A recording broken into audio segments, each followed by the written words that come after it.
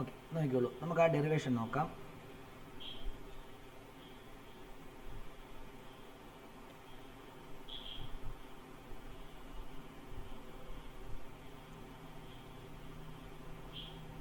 Okay, നിങ്ങൾ എന്ത് ചെയ്യണമെന്ന് പറയുക, ഹെഡിങ് ഇങ്ങോട്ട് എഴുതിയിട്ട് ഞാൻ പറയുന്ന പോലെ തന്നെ കൃത്യം ഫോളോ ചെയ്യണേ.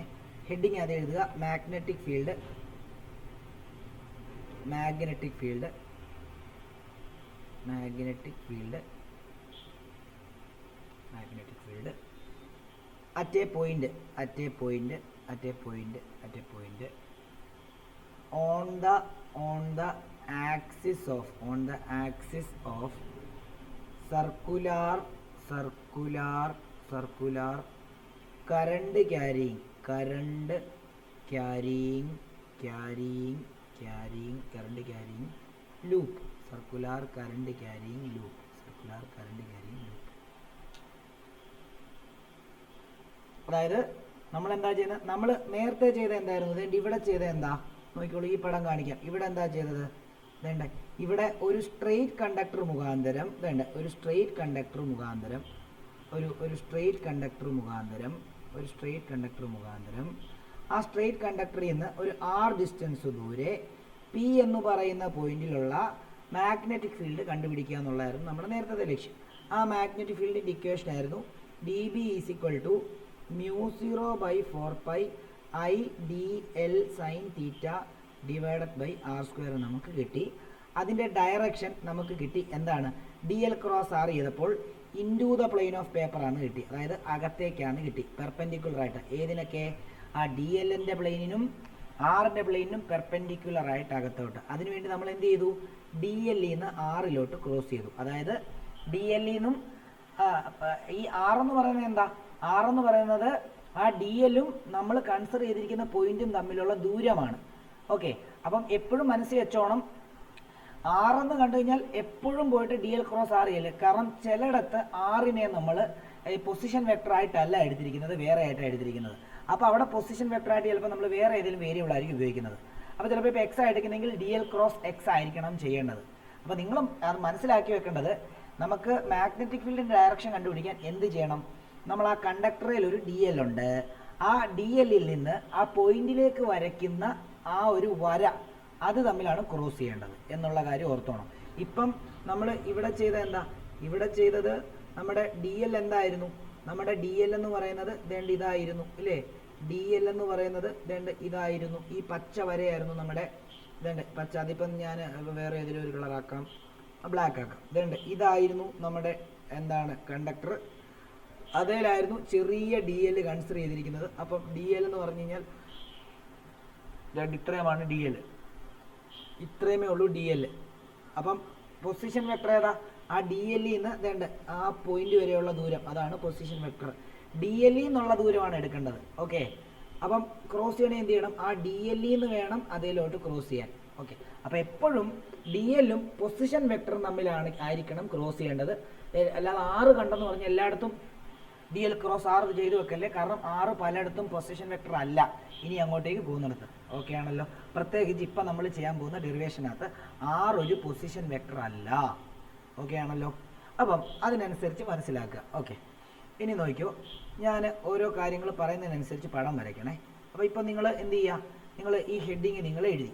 ഓക്കെ, ഇനി നിങ്ങൾ കുറച്ച് ഒരു 6-7 ലൈൻ അങ്ങോട്ട് വിടുക. 6-7 ലൈൻ വിടുന്ന എന്തിനാണെന്നറിയോ, നമുക്ക് പടം വരയ്ക്കണം.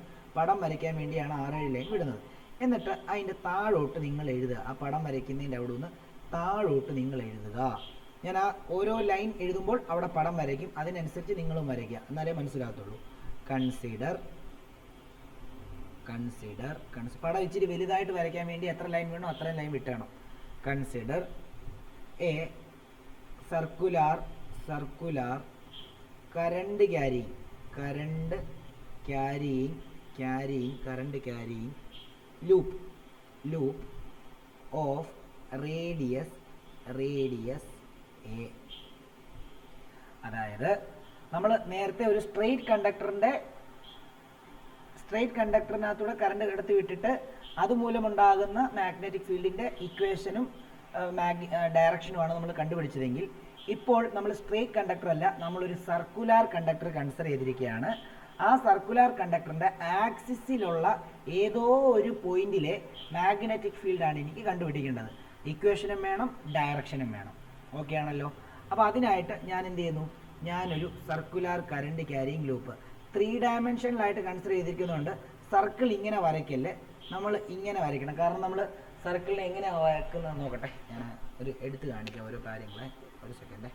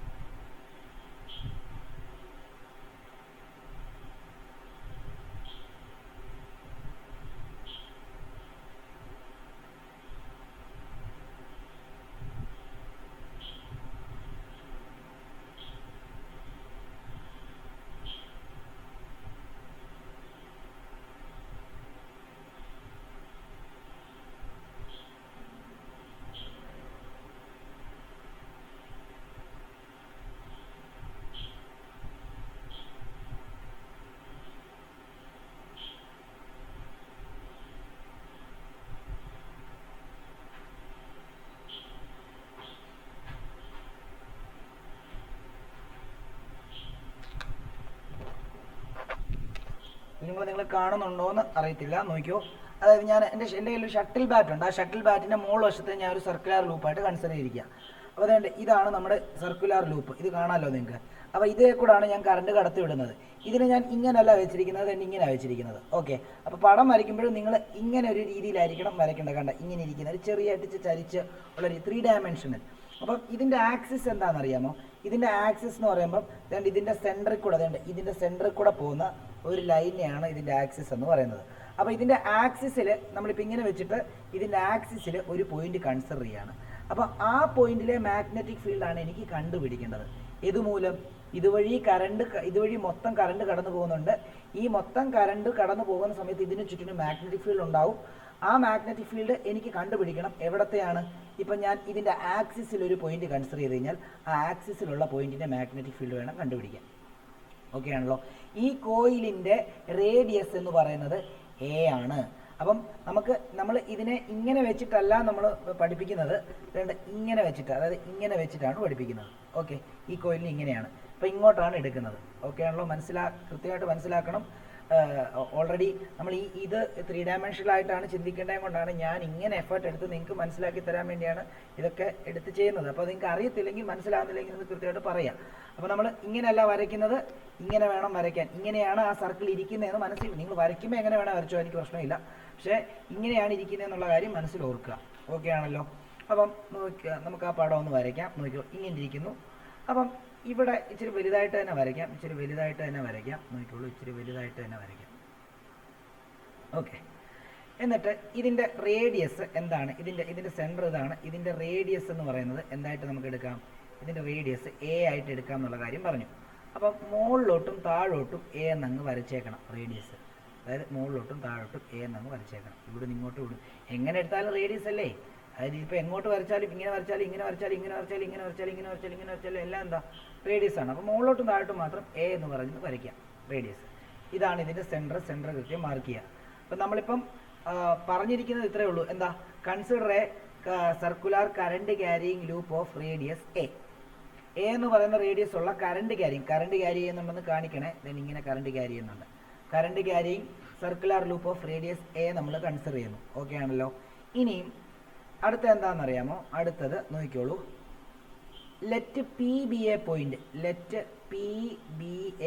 അത് എഴുതിയിട്ട് വന്നിട്ട് മാർക്ക് ചെയ്യാം, പടം വരയ്ക്കുക. അപ്പോൾ നിങ്ങൾക്ക് മനസ്സിലാവും. Let P be a point at a distance smaller from, vector വേണ്ട കേട്ടോ, ആർ എന്നും കൊടുത്താൽ മതി, വെക്ടർ ആർ വേണ്ട. smaller from the center of the circular loop.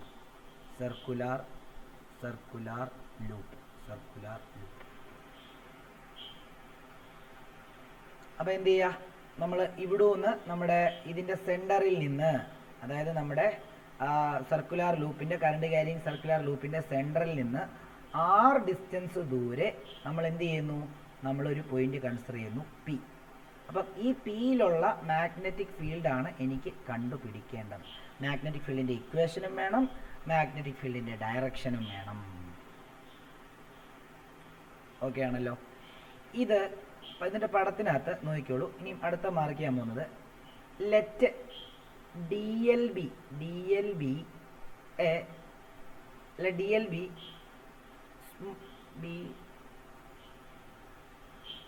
small length elements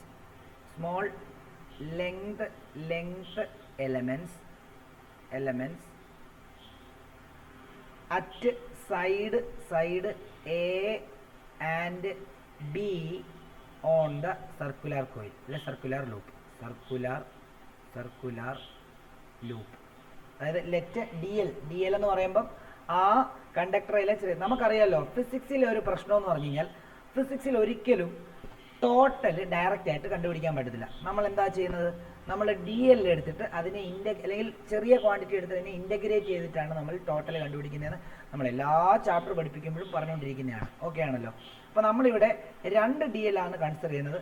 അത് നിങ്ങൾ ഇച്ചിരി തിക്കായിട്ട് തന്നെ വരയ്ക്കണം. അതായത് ഒരു DL ദേണ്ട ഇവിടെ ഒന്ന് ദേണ്ട ഇവിടം വരെ കണ്ടോ, ഇവിടെ ഇങ്ങനെ ഇച്ചിരി തിക്കായിട്ട് അങ്ങ് വരച്ചോ.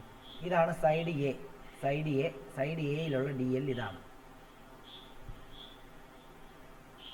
അപ്പം ഈ DL, ഈ ചെറിയ ലെങ്ത് എലമെന്റ് എന്ത് ചെയ്യും, ഈ P എന്ന് പറയുന്ന പോയിന്റിൽ ഉറപ്പായിട്ട് ഒരു മാഗ്നറ്റിക് ഫീൽഡ് ഉണ്ടാവും. അതിൻ്റെ ഇക്വേഷൻ നമുക്കറിയാം, μ0/4π സെയിം തന്നെയാണ്. ഓക്കെ. പക്ഷേ അതിൻ്റെ ഡയറക്ഷനും ഇനി താഴെ ഞാൻ ബി എന്ന് പറയുന്ന ഒരു പോയിന്റ് കൺസിഡർ ചെയ്തിട്ട്, അതായത് സൈഡ് പാർട്ട് കൺസിഡർ ചെയ്തിട്ട് അവിടെ ഞാനൊരു DL എന്ന് പറയുന്ന അതേ മുകളിലുള്ള അതേ DL ലെങ്തിൽ ഒരു ഇത് കൺസിഡർ ചെയ്യാണ്. ഇതും എന്തുണ്ടാക്കുന്നുണ്ട്, ഇവിടെ മാഗ്നറ്റിക് ഫീൽഡ് ഉണ്ടാക്കുന്നുണ്ട്. ശരിക്കും പറഞ്ഞു കഴിഞ്ഞാൽ ഈ DL ഉണ്ടാക്കുന്ന മാഗ്നറ്റിക് ഫീൽഡ് തന്നെയാണ് ഈ DL ഉണ്ടാക്കുന്നത്. മാഗ്നിറ്റ്യൂഡ് സെയിമാണ്. ഇങ്ങനെ നിങ്ങൾ ഏത് DL എടുത്താലും ഓപ്പോസിറ്റ് എടുക്കുക. അതായത് ഇപ്പം ഇവിടെ ഈ ഒരു DL എടുത്തു, അങ്ങനെയാണെങ്കിൽ ഇത് എടുക്കുക. ഇവിടെയാണ് നിങ്ങൾ DL എടുക്കുന്നതെങ്കിൽ അതിന് ഓപ്പോസിറ്റ് ഇവിടെ എടുക്കുക. ഇവിടെയാണ് DL എടുക്കുന്നതെങ്കിൽ അതിന് ഓപ്പോസിറ്റ് ഇവിടെ എടുക്കുക. മനസ്സിലായോ? അതെന്തുകൊണ്ടാണെന്ന് ചോദിച്ചു കഴിഞ്ഞാൽ എല്ലാ DL ഉണ്ടാക്കുന്ന മാഗ്നറ്റിക് ഫീൽഡും സെയിം ആണ്. പക്ഷേ ഓരോ DL ഉണ്ടാക്കുന്ന ആ പോയിന്റിൽ ഉണ്ടാക്കുന്ന മാഗ്നറ്റിക് ഫീൽഡ് ഡയറക്ഷൻ ഡിഫറൻ്റ് ആയതുകൊണ്ട് നമ്മളത് സെപ്പറേറ്റ് ആയിട്ട് കണ്ടുപിടിച്ചേ പറ്റത്തുള്ളൂ.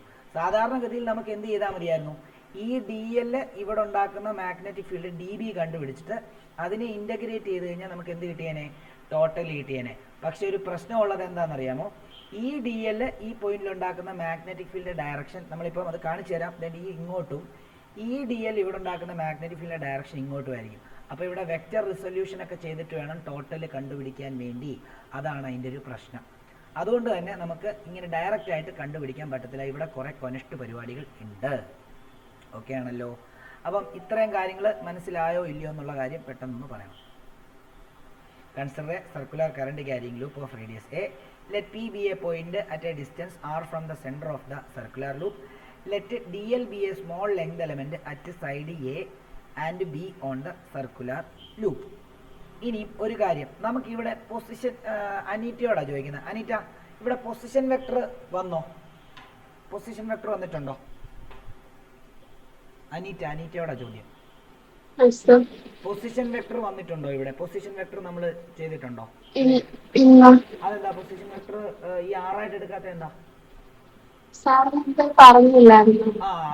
അതാണ് അതായത് പൊസിഷൻ വെക്ടർ എടുക്കുന്ന സമയത്ത് എപ്പോഴും ആ DL എന്ന് പറയുന്ന ലെങ്ത് എലമെന്റും ആ P എന്ന് പറയുന്ന പോയിന്റും തമ്മിൽ വരയ്ക്കുന്ന ഒരു വരയാണ് നമ്മൾ പൊസിഷൻ വെക്ടർ എന്ന് പറയുന്നത്. അപ്പോൾ ഇവിടത്തെ കേസിൽ അതെങ്ങനെ വരയ്ക്കണമെന്നറിയാമോ? രണ്ട് ഇവിടെ ഒന്ന് നമ്മൾ ഏത് കളറാണ് കൊടുക്കാറുള്ളത്? ഇതെങ്ങനെ കൊടുക്കാം അല്ലേ? രണ്ട് ഇവിടെ ഒന്ന് രണ്ട് ഇങ്ങോട്ട് ഒരു ലൈൻ വരയ്ക്കുക. ഇതായിരിക്കും അതിൻ്റെ പൊസിഷൻ വെക്ടർ. ആ പൊസിഷൻ വെക്ടറിൻ്റെ പ്രത്യേകത എന്തായിരിക്കും എന്നറിയാമോ? ഈ ഭാഗവും 90 ഡിഗ്രി ആയിരിക്കും, അപ്പുറത്ത് ഈ ഭാഗവും 90 ഡിഗ്രി ആയിരിക്കും. അത് ഞാൻ കൃത്യം കാണിച്ചു തരാം എങ്ങനെയാണെന്നറിയാമോ? നോക്കിയോ.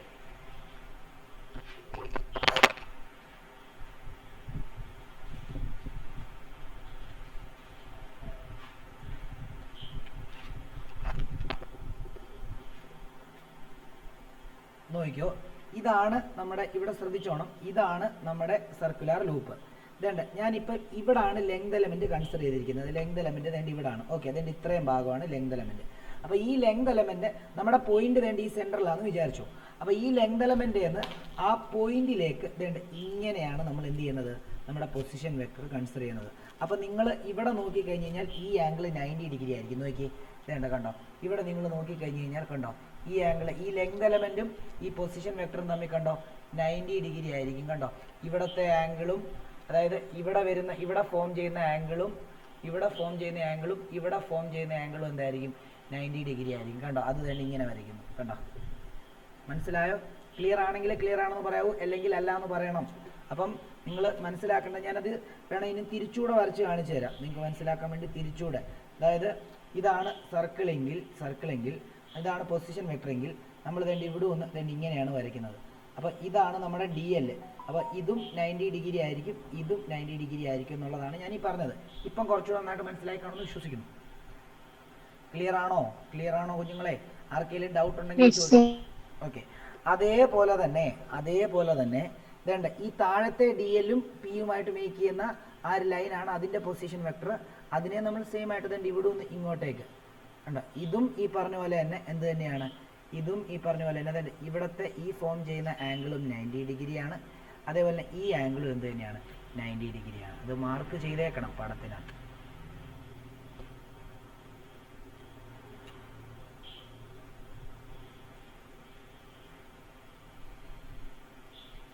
അത് ഒന്ന് എഴുതണം. അതുപോലെ ഒരു ലൈൻ വിട്ടതായിട്ട് എഴുതുക. Let X B the perpendicular distance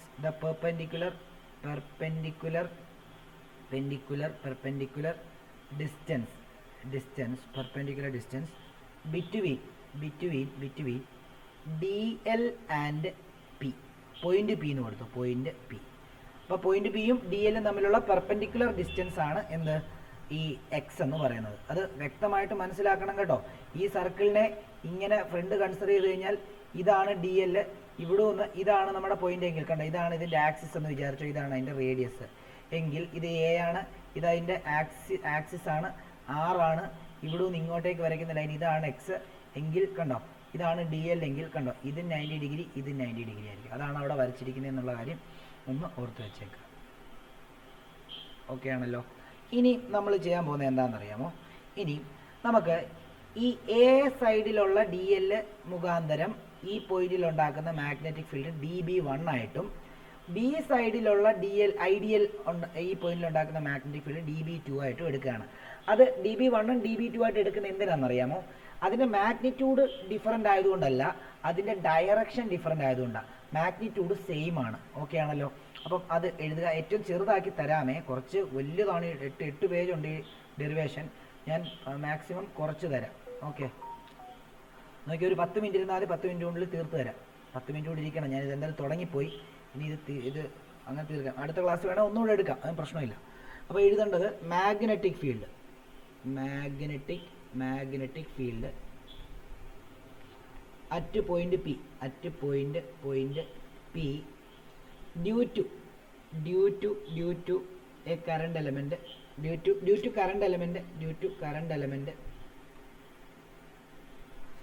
ideal at side A. Side എയിലുള്ള ലെങ്ത് എലമെന്റ് മുഖാന്തരം ഉണ്ടാക്കുന്ന അല്ലെങ്കിൽ കറണ്ട് എലമെന്റ് മുഖാന്തരം ഉണ്ടാക്കുന്ന മാഗ്നറ്റിക് ഫീൽഡിനെ നമ്മൾ DB എന്ന് എടുക്കാം, അല്ലെങ്കിൽ dB1 എന്ന് വേണമെങ്കിൽ എടുക്കാം. നോക്കിയോ, dB1 ഈസ് ഈക്വൽ ടു നമുക്ക് എങ്ങനെ എഴുതാം, μ0/4π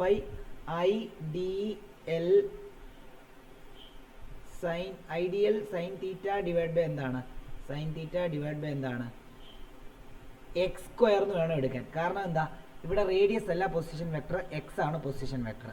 മാത്രമല്ല തീറ്റ എന്ന് പറയുമ്പോൾ DL-ൻ്റെയും പൊസിഷൻ വെക്ടറിൻ്റെ ഇടയ്ക്ക് ഉണ്ടാകുന്ന ആംഗിളാണ്. നമ്മൾ കൺസിഡർ ചെയ്ത് നേരത്തെ സ്ട്രെയിറ്റ് കണ്ടക്ടർ കൺസിഡർ ചെയ്ത് പോർത്തില്ലായിരുന്നോ? അതായത് ഇതായിരുന്നു DL, ഇതായിരുന്നു R, ഇതായിരുന്നു നമ്മുടെ പോയിന്റ്. ഇതിനിടയ്ക്ക് ഉണ്ടാകുന്ന ഈ ആംഗിളാണ് തീറ്റ. ഇവിടത്തെ സംബന്ധിച്ച് DL തന്നെ ഇങ്ങനെ ഇരിക്കുന്നു, then ഇങ്ങനെയാണ് നമ്മൾ വരയ്ക്കുന്നത്. ഇതാണ് എക്സ്. ഇവിടെ ആറിന് പകരം ഇവിടെ എക്സ് വന്നു, പിന്നെ ഈ തീറ്റയ്ക്ക് പകരം തന്നെ ഇവിടെ ഈ ആംഗിൾ 90 ഡിഗ്രി വന്നു. അപ്പോൾ ഇവിടുത്തെ തീറ്റ 90 ഡിഗ്രി ആയിട്ട് എടുക്കുക. ഓക്കെ, അപ്പം നമ്മളിവിടെ എന്ത് ചെയ്യുന്നു, ഇവിടെ here theta is equal to here theta is equal to 90 degree ആണ്. അങ്ങനെയാണെങ്കിൽ dB1 is equal to μ0/4π IDL sin 91 ആണ്. അതും കൂടി ഇവിടെ അങ്ങ് എഴുതുകയാണ്, ഒരു സ്റ്റെപ്പ് കുറയ്ക്കാം. sin 91 ആണ്. അപ്പോൾ IDL ഡിവൈഡഡ് ബൈ എന്തെന്ന് വരും? x² എന്ന് വരും. അതവിടെ ഇരിക്കട്ടെ. സിമിലർലി അപ്പുറത്തെ സൈഡും അത് തന്നെയല്ലേ. Similarly magnetic field similarly magnetic field at point P due to current element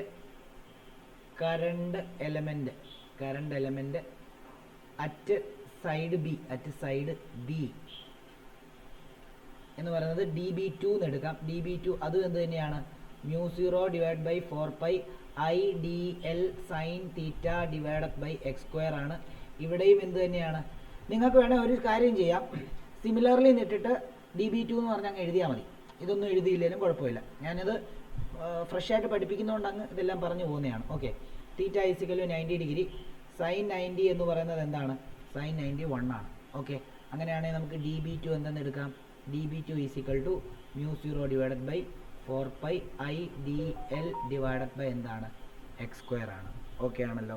അപ്പം സ്ക്രൂ റൂൾ വെച്ചിട്ട് നിങ്ങളൊന്ന് ആലോചിച്ച് നോക്കിയോ. സ്ക്രൂ റൂൾ വെച്ചിട്ട് ഇതിൻ്റെ ഡയറക്ഷൻ ഇവിടെയാണ് ഏറ്റവും പാട്. ഇതിനകത്ത് ഏറ്റവും പാട് മനസ്സിലാക്കാൻ വരുന്നത് ഈ dB1ൻ്റെ ഡയറക്ഷൻ നിങ്ങൾ ഇവിടുന്ന് എങ്ങനെ കണ്ടുപിടിക്കും നോക്കി. dB1ൻ്റെ ഡയറക്ഷൻ നിങ്ങൾ എങ്ങനെ കണ്ടുപിടിക്കും? നിങ്ങൾ ഒന്നെങ്കിൽ കാണാതെ പഠിച്ചു വെച്ചേക്കുക. dB1ൻ്റെ ഡയറക്ഷൻ ഇതേണ്ട ഈ എക്സിന് പെർപെൻഡിക്കുലർ ആയിട്ട് ഇതേണ്ട ഇങ്ങോട്ടേക്കായിരിക്കും. അത് കാണാതെ പഠിച്ചു വെച്ചേക്കുക സ്ക്രൂ റൂൾ വെച്ചിട്ട്.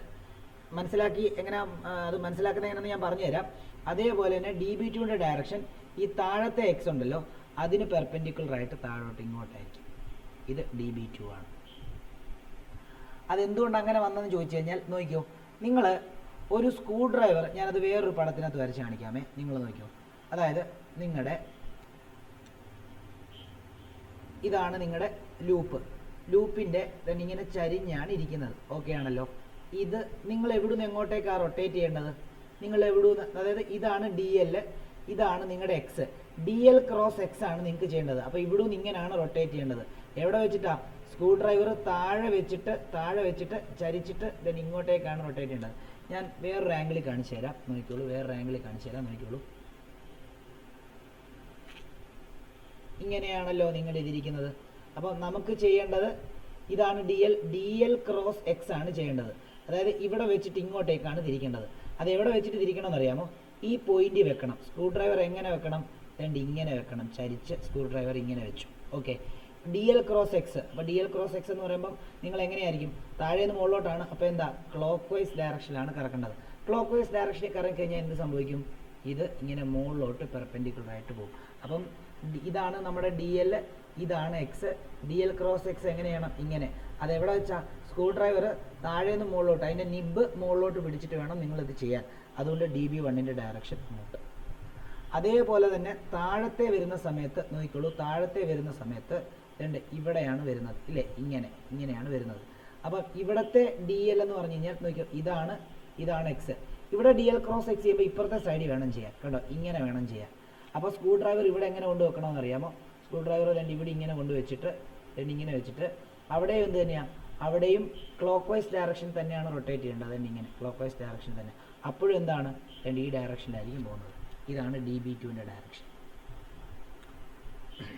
മനസ്സിലായില്ലെന്നുണ്ടെങ്കിൽ എന്നോട് പറഞ്ഞു കഴിഞ്ഞാൽ ഞാനൊരു ഇത് സ്ക്രൂ റൂളിൻ്റെ ഒരു വീഡിയോ ഞാൻ തന്നെ ചെയ്തിട്ടുണ്ട്.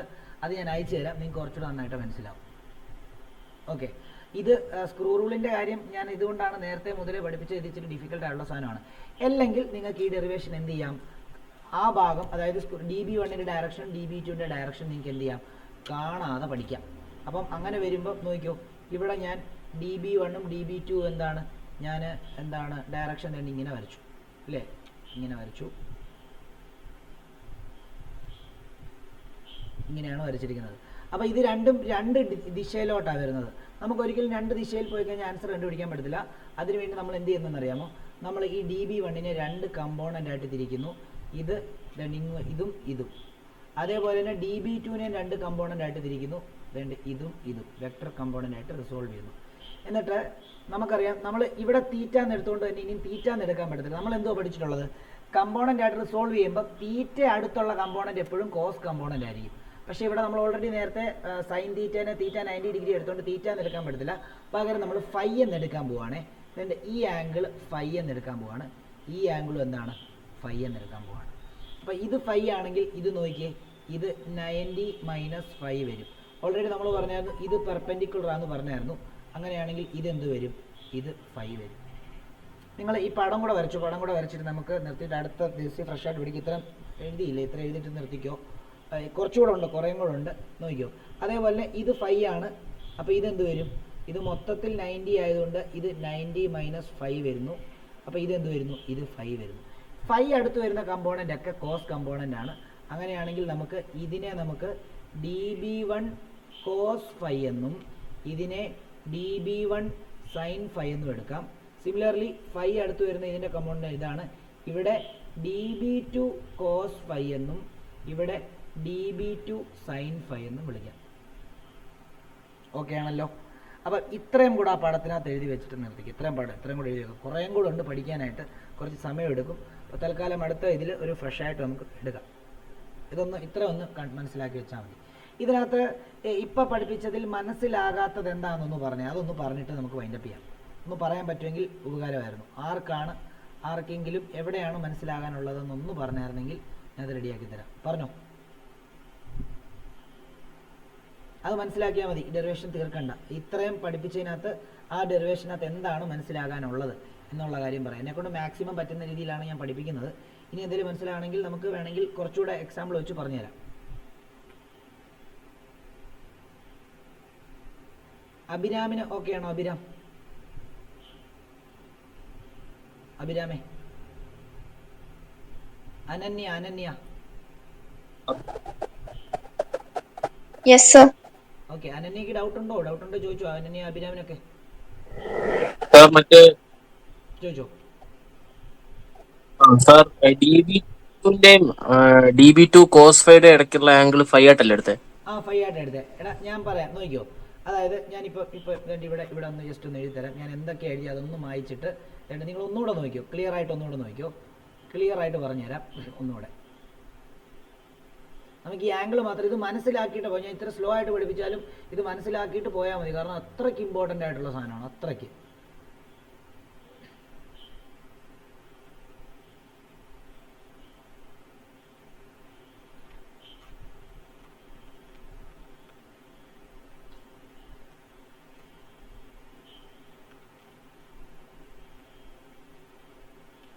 ഓക്കെ, അഭിരാമിനോടാണ് ചോദ്യം. അഭിരാമ ഏതാണ്ട് ഈ ആംഗിൾ 5 ആയിട്ടല്ലേ നമ്മൾ എടുത്തിരിക്കുന്നത്? അഭിരാം ഒന്ന്, ഈ ആംഗിളും 5 ആയിട്ടല്ലേ എടുത്തിരിക്കുന്നത്? ഓക്കെ, അപ്പം ഈ നീല വര കണ്ടോ, എക്സ്? കണ്ടു സർ. ഓക്കെ, ഡിബിയുടെ ലൈൻ കണ്ടോ, db1 കണ്ടു. അത് രണ്ടും പെർപെൻഡിക്കുലർ ആണെന്ന് ഞാൻ നേരത്തെ പറഞ്ഞായിരുന്നല്ലോ. ഓക്കെ, ഈ പച്ച ലൈൻ കണ്ടോ, പച്ച ലൈൻ? കണ്ടു സർ. ഈ ബ്ലാക്ക് ലൈൻ കണ്ടോ മുകളിലോട്ടുള്ളത്? കണ്ടു സർ. അതും പെർപെൻഡിക്കുലർ ആണെന്ന് ഞാൻ പറഞ്ഞായിരുന്നല്ലോ. അപ്പം ഇത് ഇത്രയും 5 ആണെങ്കിൽ ഇത് ബാക്കി എത്ര വരും? മൊത്തം 90 ഡിഗ്രി ആണെങ്കിൽ ഇത് എന്ത് വരും? 90 മൈനസ് 5. ഓക്കെ, ഇനി ഈ നീലയും ചുമപ്പ് ലൈൻ നോക്കി കഴിഞ്ഞാൽ മൊത്തം 90 ഡിഗ്രി അല്ലേ? അത് ഇപ്പം കുറെ ഒരു പരിധി വരെ മൊത്തം ആംഗിൾ 90 മൈനസ് 5 വന്നു. അപ്പൊ ബാക്കി എന്ത് വരും? 5 വരും. ഓക്കെ, താഴെ അതേപോലെ തന്നെ. അതായത് പച്ചയ്ക്കും ഈ ഇൻഡിഗോയ്ക്കും ഇടയ്ക്കുള്ള മൊത്തം ആംഗിൾ 90 ഡിഗ്രിയാണ്. അതിൽ കുറച്ച് 5 വന്നു കഴിഞ്ഞാൽ ബാക്കി 90 മൈനസ് 5 ആണ് വരുന്നത്. അതേപോലെ തന്നെ ഈ ഇൻഡിഗോ കളറിൽ നമ്മൾ തന്നിരിക്കുന്ന എക്സും അതേപോലെ db2ന്റെ ഡയറക്ഷനും 90 ഡിഗ്രിയാണ് ഇല്ലേ, പെർപെൻഡിക്കുലർ ആണ്. അങ്ങനെയാണെങ്കിൽ അതിനിടയ്ക്കുള്ള ഒരു ആംഗിൾ 90 മൈനസ് 5 ആണെങ്കിൽ ഇതെന്ത് വരും? ഇത് 5 വരും. നമ്മൾ നേരത്തെ തീറ്റയ്ക്ക് പകരമാണ് 5 എടുത്തിരിക്കുന്നത്. നമ്മൾ വെക്ടർ റെസൊല്യൂഷൻ നേരത്തെയൊക്കെ പഠിപ്പിച്ചപ്പം തീറ്റയോട് ചേർന്നുള്ള ആംഗിൾ കോസ് കമ്പോണന്റ് ആണെന്നാണ് പഠിപ്പിച്ചത്. ഇതിപ്പോൾ 5യോട് ചേർന്നുള്ള ആംഗിൾ കോസ് കമ്പോണന്റ് ആണെന്ന് ഓർത്താൽ മതി. ഓക്കെ ആണോ അഭിരാം? ആ ഓക്കെ ആണ് സാർ. അങ്ങനെയാണെങ്കിൽ വേണ്ട ഈ ഫൈയോട് ചേർന്നുള്ളത് വേണ്ട ഈ കമ്പോണന്റ് അല്ലേ? സാർ. അങ്ങനെയാണെങ്കിൽ അതിനെ നമുക്ക് db1 cos ഫൈ എന്ന് എടുക്കാം. ആ ഓക്കെ സാർ. അതേപോലെ തന്നെ ഈ db1നോട് ചേർന്ന് കിടക്കാത്ത db1ന്റെ കമ്പോണന്റിനെ വേണ്ട ഇതാണ്. അതിനെ നമുക്ക് വല്ല ഈ സെയിം അല്ലെങ്കിൽ ബ്ലാക്ക് വേണ്ട, ഒരു ബ്രൗൺ കളർ വേണ്ട ഇത് അതിനെ നമുക്ക് db1 സൈൻ തീറ്റ എന്ന് റെപ്രസെന്റ് ചെയ്യാം. Sine phi. Okay sir. ഇനി താഴത്തെ നോക്കിയോ, താഴത്തേത് ഇതാണ്. താഴത്തെ നമുക്ക് ഏത് കളറാണ് ഉപയോഗിക്കുന്നത്? കളറൊന്നും ഇല്ലല്ലോ, പച്ച കളർ ഉപയോഗിക്കാം. ഇതുണ്ട്, ഇതാണ് ഫൈ. ഈ ഫൈയോട് ചേർന്ന് കിടക്കുന്ന ഈ കമ്പോണന്റ് ആണ് നമ്മുടെ db2 കോസ് ഫൈ. അതിന്റെ ഓപ്പോസിറ്റ് കിടക്കുന്നത് ഈ പച്ച ഇപ്പൊ ഞാൻ വരയ്ക്കുന്ന ഇതാണ് അതിന്റെ എന്താ db2 സൈൻ ഫൈ. ഇത്ര മനസ്സിലാക്കിയാൽ അല്ല. ഇതിനകത്ത് ബുദ്ധിമുട്ടുള്ള ഒറ്റ കാര്യമായിരുന്നു ആ ഡയറക്ഷൻ dbയുടെ എങ്ങനെ മുകളിലോട്ട് വന്നു, db2ന്റെ എങ്ങനെ താഴോട്ട് വന്നു. അത് ലോജിക്കലായിട്ട് കുറച്ച് തിങ്ക് ചെയ്യണം, എന്നാലേ മനസ്സിലാകത്തുള്ളൂ. രണ്ടാമത് ഈ വെക്ടർ റിസോൾവ് ചെയ്യുന്നത് എന്തിനു വേണ്ടി, അതെങ്ങനെ റിസോൾവ് ചെയ്തു, എങ്ങനെ കോസ് കമ്പോണന്റ് സൈൻ കമ്പോണന്റ് വന്നു എന്നുള്ളതും ഇച്ചിരി ഡിഫിക്കൽട്ടാണ്. അപ്പോൾ അതെല്ലാം കൂടെ വെച്ചിട്ട് അടുത്ത ക്ലാസ്സിൽ നമുക്ക് എടുക്കാം.